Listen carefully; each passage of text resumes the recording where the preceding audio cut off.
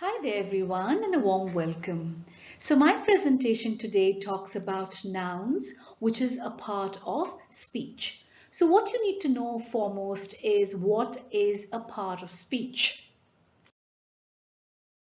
So a part of speech is a category or word class to which a word is assigned to depending on its function in a sentence. So let me explain this to you. Just like a person can be a doctor, an engineer, a teacher, or an architect, similarly, a word can have a different function in different sentences. And depending upon the function of the word, it is given a different name or a part of speech.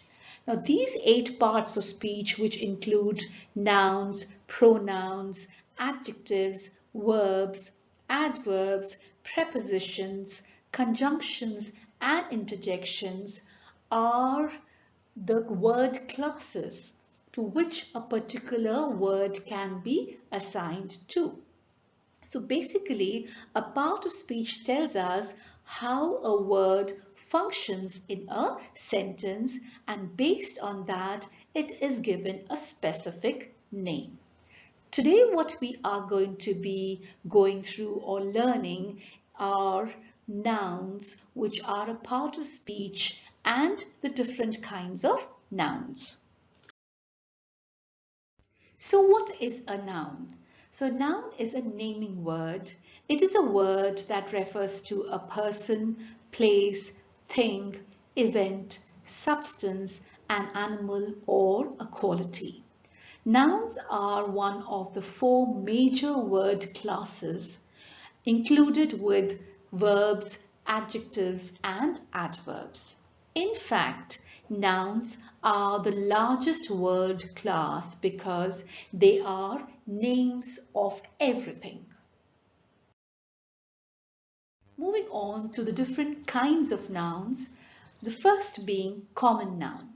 Noun which gives name to people, animal, places or things which are of the same kind is known as common noun. Now, common nouns do not define any particular person, place or thing. They are general names. They represent things that are common in nature. For example, people, man, woman, a cat, dog, ant, elephant, all common names given to common kind of people, things, places. All these are common nouns. Moving on to proper nouns. Now, proper nouns name specific people, countries, continents, states. They could be holidays or weekdays or even months of the year, and they are a special name given to a particular person, animal, place, or thing.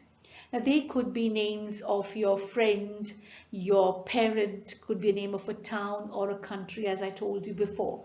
They are all special names and they always begin with a capital letter.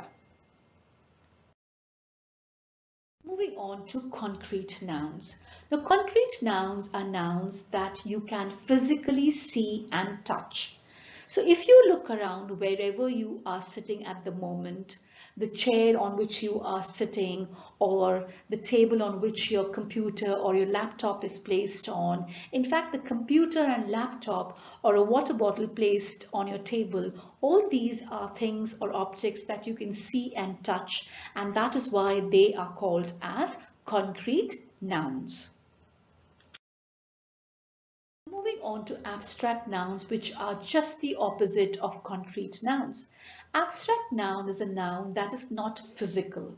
It describes something that might or might not be real, but cannot be seen or touched for sure. So a noun that denotes an idea, a quality or a state rather than a concrete object is an abstract noun. So examples are truth, danger, happiness, laughter.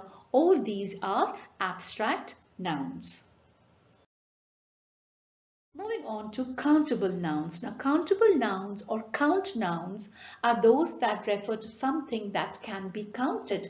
In fact, it means that you could put a number in front of them, like one cat, many cats, one kangaroo, many kangaroos, one soap, many soaps, an orange or oranges. All these are countable nouns. On to uncountable nouns. So these are substances or concepts that we cannot count. So example given to you is milk. You cannot count milk, but you can definitely count bottles of milk or you can measure milk in liters, but you cannot count milk in itself. You cannot say one milk or many milk. They are uncountable nouns. So moving on to collective nouns. So collective nouns act as a single unit, even if it may contain a number of or multiple members of the same kind. So while you are speaking or writing in English language, you use the collective noun to name a group of things. A collective noun refers to a group of people, animals, or a collection of things taken as a whole. So a collection of flowers is called a bouquet. A collection of the fruit bananas is called a bunch of bananas. Other collective nouns are band, crew, committee, class, crowd, pride. All these are different collective nouns.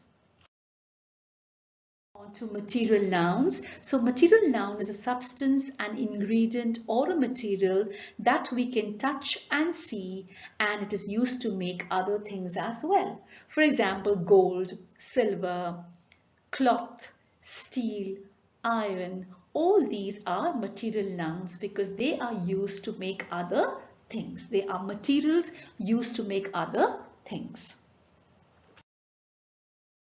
As Leonardo da Vinci says rightly, that noblest pleasure is the joy of understanding. So I hope all of you listening have had the joy of understanding nouns and the different kinds of nouns. So till we meet again, it's a goodbye from me.